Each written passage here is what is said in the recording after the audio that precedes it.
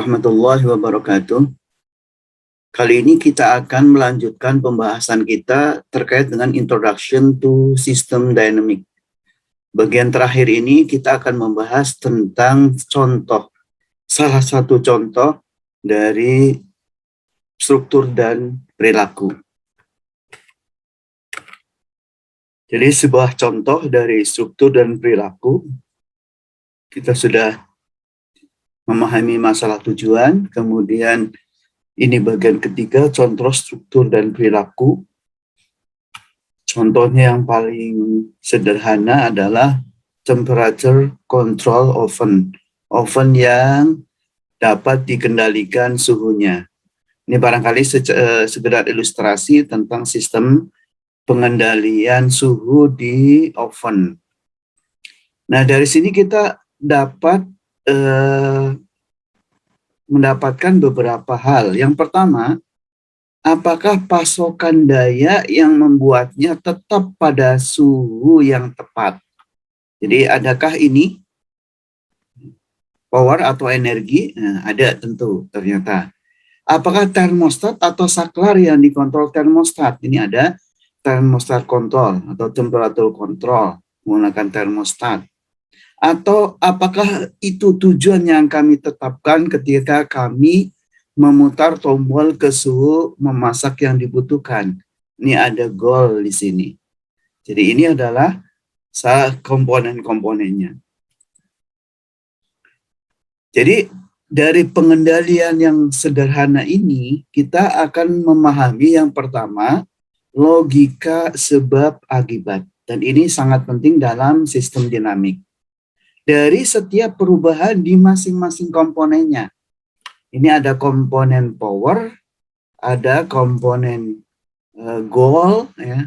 Kemudian di sini ada komponen yang lain adalah suhu di oven itu sendiri. Oke, ini ya.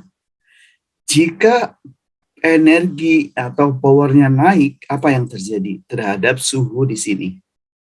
Apa yang akan berlaku? Tentu dia suhunya akan naik. Tetapi kita memiliki goal. Oleh karena itu nanti dia akan kembali ke goalnya yang konstan. Jadi nanti perilakunya seperti ini. Masih ingat ini perilaku apa? Ini adalah perilaku overshoot and collapse. Jadi karena terjadi kenaikan pada power. Sebaliknya, kalau powernya turun, maka tentu apa yang terjadi yang di sini, suhu di dalam oven akan turun juga. Tetapi karena goalnya tetap, maka dia akan mencapai ke goal. Jadi dia akan ke sini, berubah ke goalnya. Sekali lagi ini adalah perilaku overshoot and collapse. Yang lain lagi adalah jika powernya tetap, tetapi ya tentu suhunya tetap. Hanya saja kita menginginkan goal yang baru, maka dia akan menuju goal yang baru. Jadi powernya akan dinaikkan. Misalnya goal yang baru adalah naik, maka perilakunya seperti ini. Ini goal yang lama, ya. Ini adalah goal yang baru. Bagaimana perilakunya? Perilakunya adalah growth with overshoot. Jadi ini dari contoh struktur dari sebuah sistem yang sederhana. Kunci untuk memahami sistem adalah seperti kehidupan itu sendiri, mereka selalu lebih dari sekedar perakitan bagian-bagian penyusunnya. Bukan hanya tentang ini ada power thermostat, ada mungkin di sini ada sensor suhu dan ada goal. Bukan hanya sekedar itu. Mereka hanya dapat dianggap dan dipahami sebagai sistem operasi. Jadi kita lihatnya itu dalam sebuah sistem operasi secara keseluruhan. Bagaimana mengoperasikan sistem tersebut. Dengan perilaku sistem dianalisis berdasarkan struktur dasarnya. Menggunakan simulasi komputer. Inilah pentingnya simulasi komputer. Jadi dari sini kita tahu tentang keuntungan simulasi. Yang pertama adalah memungkinkan untuk mengembangkan dan menguji strategi berbasis komputer sebelum strategi tersebut diterapkan dalam dunia nyata. Ini salah satu contohnya nanti akan kita bahas di bagian selanjutnya, seorang pengusaha yang memiliki beberapa strategi untuk mencapai keuntungan yang baik. Yang kedua, simulasi mengurangi waktu dan usaha yang diperlukan untuk investigasi risiko dan mengembalikan profil-profil dari pilihan strategi. Jadi kita bisa memilih tapi dengan waktu dan usaha yang lebih sedikit. Yang ketiga, dapat meningkatkan kemampuan untuk memahami, memperbaiki, dan mengkomunikasikan hubungan antara struktur bisnis, strategi, dan kinerja jangka pendek dan jangka panjang. Yang keempat, sifat interaktif dari simulator membuat sebuah lingkungan yang menyenangkan. Ini mungkin yang keuntungan yang kita rasakan kalau kita melakukan simulasi untuk mendapatkan pengalaman dinamika bisnis pada kondisi yang bervariasi. Jadi ini 4 keuntungan dari simulasi komputer. Sistem dinamik, sebagaimana sudah kita bahas, menawarkan sebuah sumber umpan balik secara langsung dan sesegera mungkin kepada kita untuk menguji asumsi-asumsi yang ada dalam model mental dari sebuah realita dengan menggunakan simulasi komputer tadi.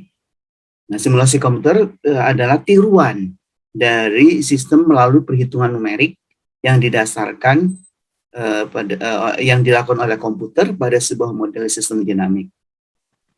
Sebuah model sistem dinamik adalah representasi dari struktur sebuah sistem. Ini adalah contoh bagaimana mengendalikan level pada sebuah tangki. Ini di sini ada pengendalinya.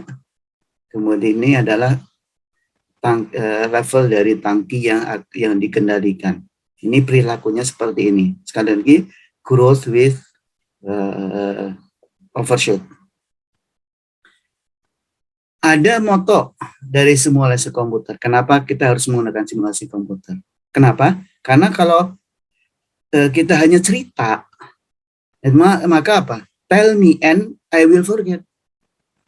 Mungkin jadi banyak yang lupa. Bagaimana kalau ditunjukkan, diperagakan? Show me and I may remember. Ya mudah-mudahan masih ingat. Tapi kalau involve me, ya, dilibatkan dalam memodelkan, dalam simulasikan, maka I will understand. Jadi kita bisa lebih memahaminya. Untuk melakukan simulasi itu ada berapa perangkat lunak yang digunakan. Ini yang paling lama namanya Dynamo, Dynamic Model. Kemudian yang akan digunakan dalam perkuliahan ini adalah Stella, System Thinking Educational Learning Laboratory with Animation, yang arsitek. Kemudian ada iThink, Power Studio, Power Sim Studio, dan FanSim, Ventana Sim. Ini ada, jadi ini Stella arsitek, ini ada Power Sim Studio, ada iThink, ada FanSim. Nah, kita akan menggunakan yang ini. Nah, ini tampilan dari Stella arsitek. Dari sini kita mendapatkan kesimpulan bahwa perubahan pada salah satu bagian dari struktur sistem akan mempengaruhi perilakunya. Kemudian simulasi komputer membantu dalam memilih beberapa strategi yang akan diterapkan. Ada beberapa perangkat lunak simulator yang bisa kita gunakan dalam sistem dinamik ini. Dalam hal ini kita akan menggunakan Stella Architect. Demikian saja akhir dari pembahasan Introduction to System Dynamic. Mudah-mudahan dipahami dengan baik. Assalamualaikum warahmatullahi wabarakatuh.